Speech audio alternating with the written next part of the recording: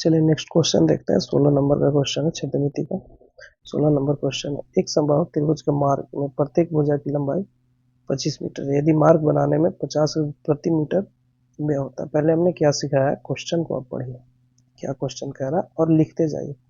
एक समबाहु त्रिभुजाकार 16 नंबर क्वेश्चन है।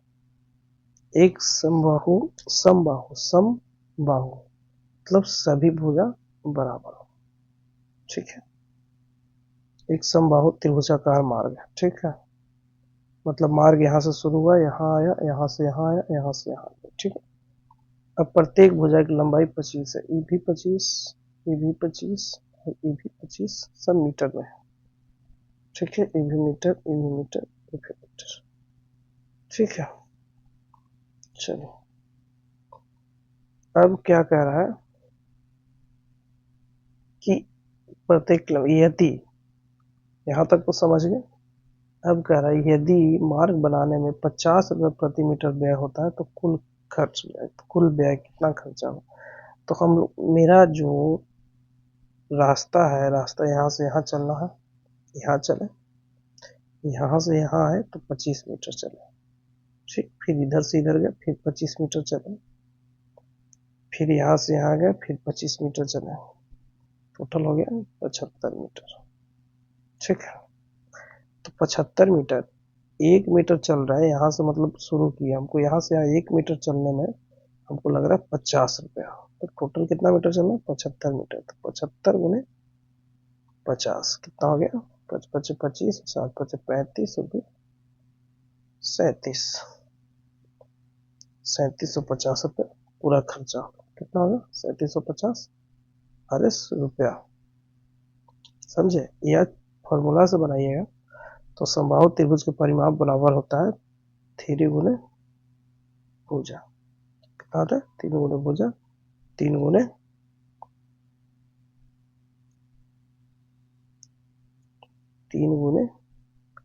25 हो जाएगा 75, और जितना खर्च हुआ उतना गुना कर दो, ठीक। यही क्वेश्चन था। नेक्स्ट क्वेश्चन देख लीजिए क्या है।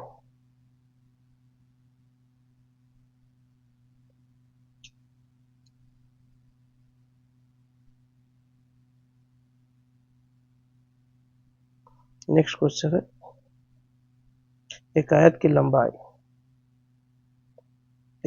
लंबाई चौड़ाई का 2 गुना है तो इसकी परिमिति के बराबर परिमिति वाला वर्ग के भुजा की लंबाई 15 सेंटीमीटर है।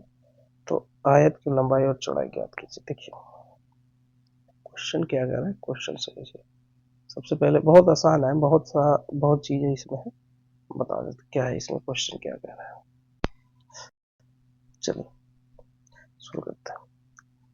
पहले तो एक क्वेश्चन में कह रहा है एक आयत की लंबाई चौड़ाई का 2 गुना है। चलिए सबसे पहले आयत बनाइए, क्वेश्चन के अनुसार हम लोग चलेंगे। जो क्वेश्चन कहेगा इतना दूर तक पढ़ेंगे और क्वेश्चन के अनुसार चलेंगे, इतना दूर तक। एक आयत का लंबाई चौड़ाई का 2 गुना, पहले तो आयत बना लेंगे। आयत बन गया, ठीक है, ए बी सी डी। अब कह रहा है आयत की लंबाई, ये जो लंबाई है चौड़ाई से 2 गुना है। अगर चौड़ाई बी है तो लंबाई 2b हो जाएगा, समझ में आ रहा है। अगर चौड़ाई से 2 गुना है तो चौड़ाई b तो लंबाई 2b हो जाएगा। इतना समझ में आ गया।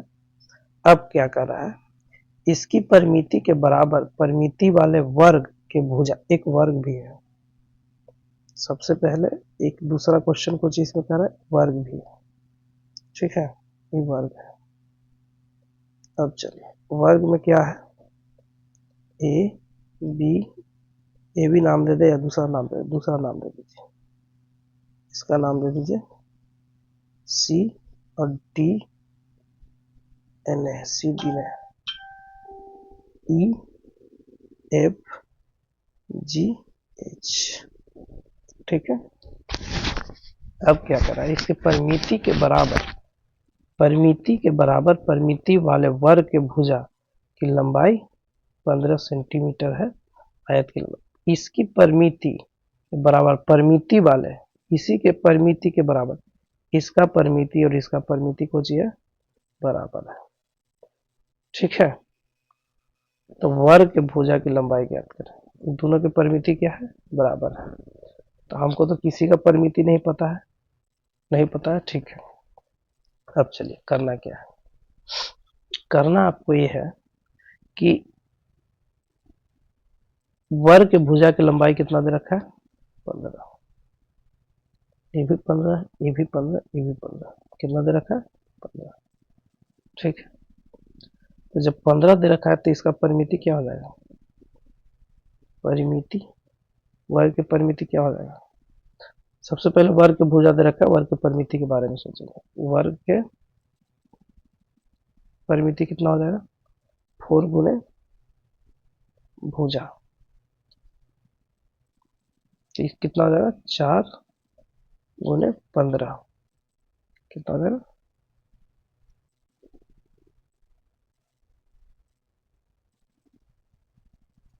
60 मीटर। कितना हो गया, 60 मीटर। अब चलिए क्वेश्चन पे आइए। परिमिति इसका कितना हो गया, 60 मीटर। अब क्वेश्चन पे आइए। अब क्वेश्चन क्या कहता है, इसकी परिमिति के बराबर वर्ग की परिमिति है, मतलब ये भी 60, तो ये भी कितना हो जाएगा, 60। बात मानते हैं ना, दोनों की परिमिति बराबर है, यहाँ लिखल है। पढ़िए, पढ़ने में थोड़ा सा समझ में आएगा, थोड़ा सा पढ़िएगा, 2 बार 3 बार तो समझ में। इसकी परिमिति किसकी, आयत की परिमिति के बराबर वाले वर्ग, बराबर वाले परिमिति के बराबर, मतलब इसका परिमिति वाले भुजा की लंबाई इतना दे रखा वर्ग की। ठीक है, अब चलिए आयत में। तो दोनों के परिमिति बराबर है, तो ये भी 60 हो जाएगा, ये भी 60 हो जाएगा। ठीक है, परिमिति।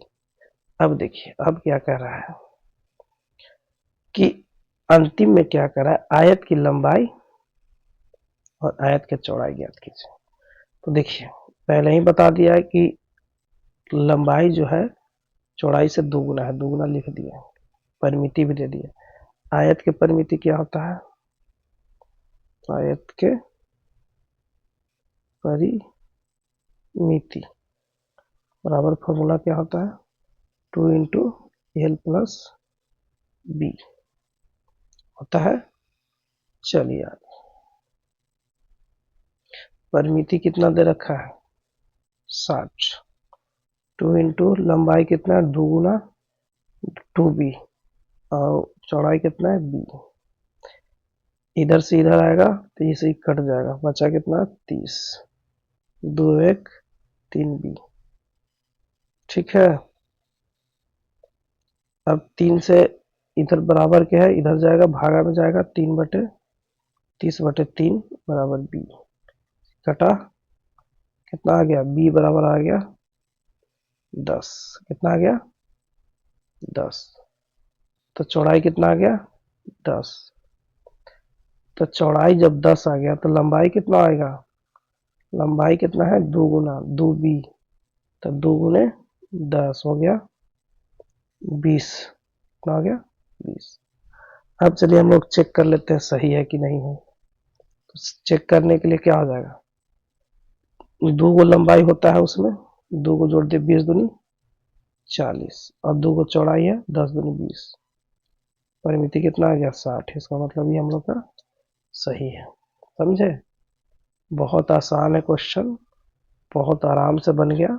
समझिए, क्वेश्चन को पढ़िए, जितना ज़्यादा क्वेश्चन पढ़िएगा उतना समझ में आएगा।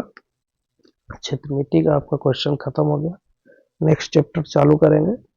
चैनल को सब्सक्राइब कीजिए, शेयर कीजिए, ज़्यादा से ज़्यादा लोगों को शेयर कीजिए, ताकि दोस्त को शेयर कीजिए, शिक्षक को शेयर कीजिए, ताकि देखे, क्वेश्चन को समझे, जिनको डाउट हो रहा है वो बना सके, समझ सके। और बहुत आसान है, ऐसे ही आसान और सरल भाषा में आपके लिए क्वेश्चन बनाते रहेंगे। शेयर कीजिए, सब्सक्राइब कीजिए। जय हिंद, जय भारत।